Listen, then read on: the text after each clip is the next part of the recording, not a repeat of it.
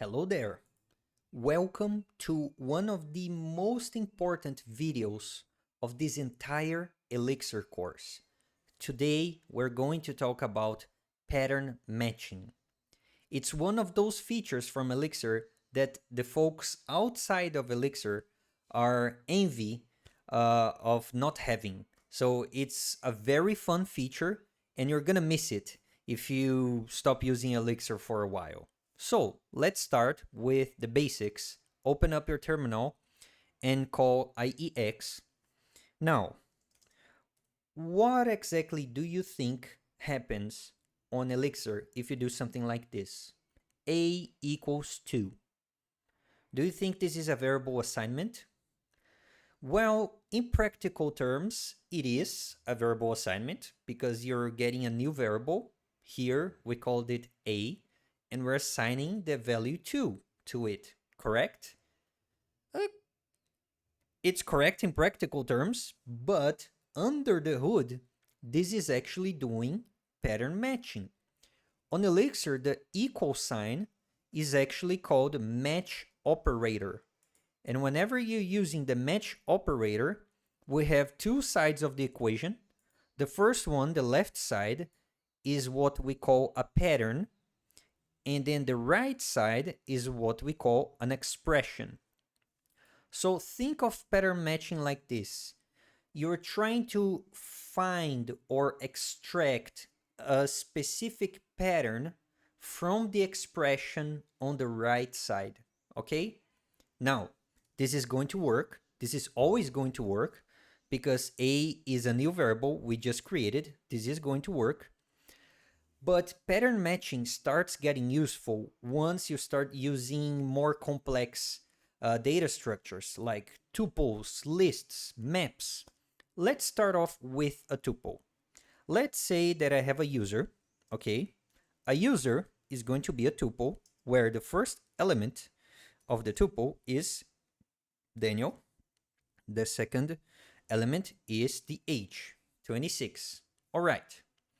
We did, this is an example of pattern matching, okay? We created a user variable and we matched this value inside this variable, fine. But what if inside my code somewhere, I need to get the username or the age? How can I do that?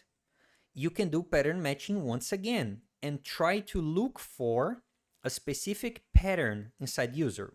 So let's start off by saying equal user on the right side, okay? And then on the left side, what exactly are we looking for? Well, the user is a tuple, so we're looking for a tuple, okay? Inside this tuple, we're looking for two elements, where the first element is a name and the second element is an age. So let's try to do this. Name, age. Let's check out what happens. And whenever you do pattern matching on Elixir, the result of the operation is the result of the expression on the right side, okay? So on the terminal, we just got the result of user. But let's check what's inside the name and age variables. Whoa! Whoa! This is very powerful. Indeed, we extracted a pattern, a specific pattern from the user variable. Now, this worked, okay? What if we tried to check a pattern that doesn't exist? What is going to happen? So what if I had something like this? I wanted to extract another variable from user, like a third item, where I wanted to assign the third item to a variable called isCool. Let's assume that I think there is a third item on the user, and it says if the user is cool or not, okay? Do you think this pattern matching is gonna work? It didn't work. So if I check is cool, well, we get undefined variable is cool, okay? Because we were looking for a tuple with 3 items, and user only has 2 items, okay? Now, another example. How is this useful? You can pattern match to extract like variables from the expression on the right side, but you can also look for constants. So let's say that I have an application and I want to do something only for the user Daniel, okay? I don't care about the other users. I just care about Daniel. I want to execute a specific thing if the user is Daniel. Well, we can adjust the pattern that we're looking for. Now I am no longer looking for a tuple where the first item is assigned to a variable. Now I want a tuple with 2 items where the first item is a string called Daniel. And I'm gonna say age 2 because we already have the age variable, okay? Well, it worked. Now, if I go to age 2, there you go. It worked. We got no errors. So this is pretty cool, right? Let me give you now a more complex example using tuples. We know from the past videos that inside the file module, we have the read function, right? On the read function, you can pass the name of a file. And then the result of this read function, from what we learned, is always a tuple of 2 elements, where the first element of the tuple is the status of the operation. If everything went smoothly, we get an OK tuple.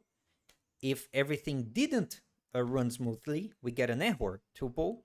And then on the second item of this tuple, we get the result of the operation, right? So if I say something like this, I'm looking for the wrong file, we get a tuple back saying error, okay? And here we get like the result of the error operation, like what exactly happened. So for this example to be more useful, I am going to create a file here called test.txt, okay? And I think I'll just add a crazy text here, just so we can do something useful, okay? Now we have this file with this text inside, all right? Now let me go back to IEX. I'm gonna say File.read. If I say text.txt, oh, it's actually test, right? Test. Okay, now we got it. This function ran successfully. We got an OK back from the tuple, and we got the result. Now let's say that I was running the File.read inside my application, and I only want to use this function if it run properly. So is it possible to extract a pattern from this? Yes, it is. Let's say that we know the result is a tuple, and it's a tuple of 2 elements, right? So we have 2 elements. I want to make sure that the first element is okay. I only want to run this pattern matching if the result is okay. I don't care about the error, okay? I am not gonna deal with the error now. Sorry, there is a plane going on near me. But yeah, I just want to run this function if the result is okay. And then I want to save the result of this file read on the second side of the tuple. Let's say that I'll say result, okay? Result for now. Now, is this gonna work? It looks like it worked. So let's check result, and there you go. You got the result. Now, it is a good idea to always handle the errors. So typically on your code, you would do like a switch case on Elixir where you check if the status is okay. And if the status is not okay, then you're gonna do something else. So we could also do something like this. Wrong. And then now I am expecting a reason for why it failed, and I am expecting an error. And if I call reason, reason. Okay, we got the reason why the file read didn't work. Pretty powerful, right? Now let's go to another example with lists. Let's say that I have a list of 1, 2, 3. Okay, we have a list. Can we pattern match on lists? Yes, we can. You can do pattern matching on any type of variable. So let's do this. I want to pattern match on list. So we know that the list is a list. It has 3 items. Okay, we have the first one, second one, and third one. Now remember, whenever you're using an underscore on Elixir, you're pretty much telling Elixir that I don't care about this variable. I'm not going to use it for anything. So this is going to work, but I didn't save any variable on this pattern matching. But if I tried looking for a 4th item, do you think this pattern matching is going to work? No, because list only have 3 items. Okay, so let me fix this. What can we do with this list? We can bind the first item to like a first variable. Okay, is this gonna work? Yes. If I call first, we got the first element. I can do this once again, but now I'm going to ignore the first item, but I want the second item, and I also want the third item. It seems that it worked, so I can just say second, okay, third, nice. Now, there is one special syntax for lists on Elixir, which is extremely useful, and it is the following. I'm gonna say that I want a list from the list variable, and here is the syntax. You can say head or whatever other name you want, the vertical line, and then tail. And then when you type head, you're gonna get the first element, which is the head. And when you type tail, you're gonna get the rest of the list, which is the tail. And this is very useful, okay? It's specific to a list. And yeah, like if you don't care about the head or the tail, you can do something like this. Like ignore the head, but I want the tail. I'm gonna save this to tail 2. I'm gonna say tail 2, and there you go. So the possibilities of pattern matching are endless. Now to finish the examples on the terminal, and we can go to VS Code later, I'm gonna talk about maps. And I really want to talk about maps because it made me confused. My JavaScript brain was confused a little bit. Let's say that now user is not a tuple, but it is a map, okay? Where we have a name property with the value Daniel, and we have an age property with the value 26. That worked, okay? And we did a pattern matching here. It worked, and the result of a pattern matching is always the expression on the right side. This is why we get this on the terminal. Now, I want to extract some patterns from user. So, the user is a map, okay? I want to get it from the user. Now, to pattern match on maps, you need to type the property that you want to match, and followed by the pattern that you want to match, or if you want to assign to a variable, you're gonna write the name of your variable. So here I'm gonna say that I think I already used the variable name, so I'm gonna say name2, and then I'm gonna say I want to extract from the age property and assign it to the age2 variable, okay? This worked. If I say name2, I got Daniel. If I say age2, I got 26. And as always, you can try to match for a constant. So if I say Daniel, here, I am expecting a user with the name property, and the name is Daniel. This is going to work. If I type anything else here, a wrong name, you got an error because this pattern matching didn't work. Okay? Now, one thing that I thought is the following. You're going to see this a lot on Elixir code. You're going to see somewhere on the code where the developer is trying to pattern match on a map, and you're going to say, I want the name field, and I want to assign it to name. I want an age field, and I want to assign it to age. Okay, this is going to work, but it is a little bit verbose, right? You're saying name, age, age.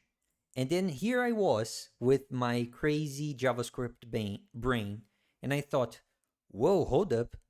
What if Elixir had like a shorthand for this operation? Like if I want to bind the name property to the name variable and then the age property to the age variable, what if there was a shorthand like this? And it doesn't work, okay? So there's no shorthand for pattern matching on maps. And I wanted to say this because I made this mistake when learning it. So you cannot, there's no shorthand for this operation. You need to write the name of the property twice if you want to use the same name, okay? You could use a different name like Daniel underscore name and then Daniel underscore age. You pick the variable name, but it is very common to look for a property and assign it to the same name as the property, okay? So it's a bit ugly, in my opinion, a bit verbose, but it is what it is, okay? So now let's go back to VS Code, and I'm gonna show some examples. But before I show some examples, I want to talk about multi-clause functions. So Elixir is a very powerful language. It allows you to define the same function multiple times, so you can do pattern matching. Now, I need to be clear here. We have a new function here twice on this users module that we created. I just wanted to remind you that this new function is arity 0, okay? And this new function is arity 2.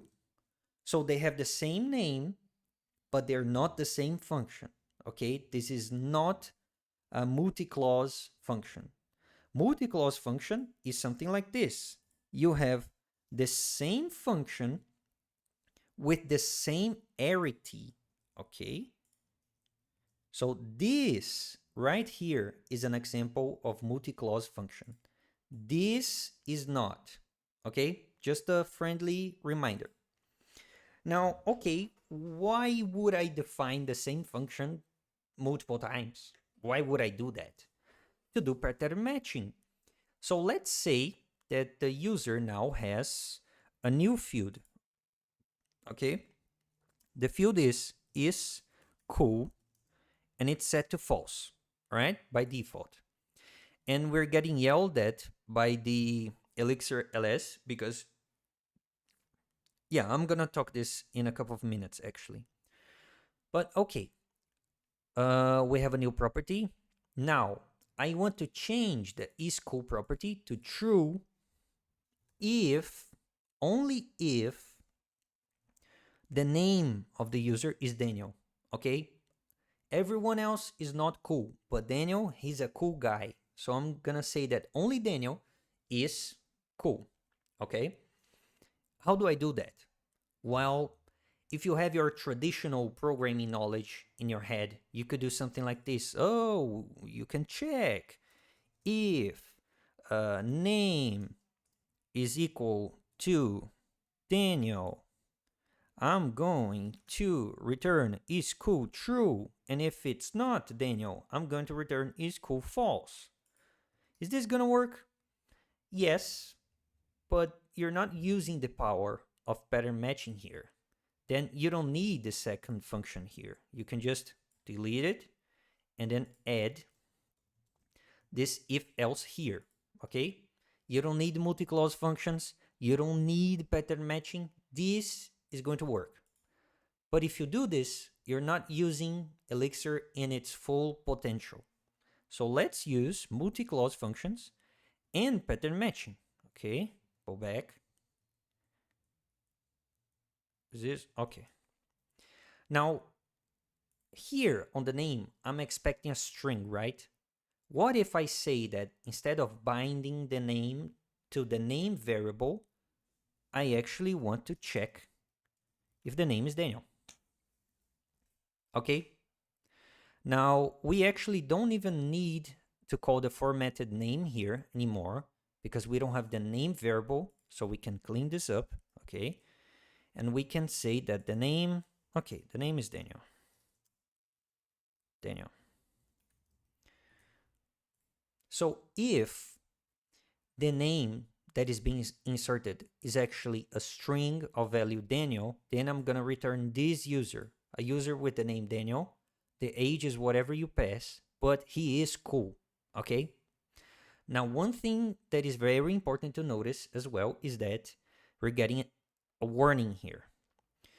This clause for new arity2 cannot match because the previous clause always matches. This is very important. We're doing multi-clause functions here, right?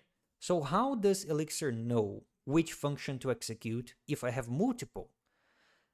I mean, he doesn't know which function to execute. He executes from top to bottom. So he goes to your code, Elixir sees that there are two functions, and then it executes the first one. If the first one doesn't pass, it's going to execute the second one. Now, the first one is always going to match because I'm creating a new variable called name and assigning the value to it. And this is always going to match, as we saw in the example of the terminal. If I say a equals 2, this is always going to match because we're assigning it to a variable, and that always works. So to fix this issue, all we need to do is simply move this up. And there we go. Now it should work. So let me go to the terminal. I'm going to say ix mix. So I'm going to go to the users module. Okay. I'm going to say dot new. So we're expecting two function parameters. I'm going to say wrong as the first name. The age is 30. I don't know. Now we get a user with the name wrong, the age 30, and he is not cool at all. But if I do this once again and I type Daniel, there you go. We got pattern matching working. Is cool is equal to true. This is awesome. All right. Now you can go crazy with this. You can pattern match on strings, integers, maps, lists, tuples, whatever you want. Your imagination is the limit here. Okay. So that's it for this video. I hope you enjoyed pattern matching. It is an extremely powerful tool, and yeah, you're gonna use it a lot. So thanks for watching. See you next time.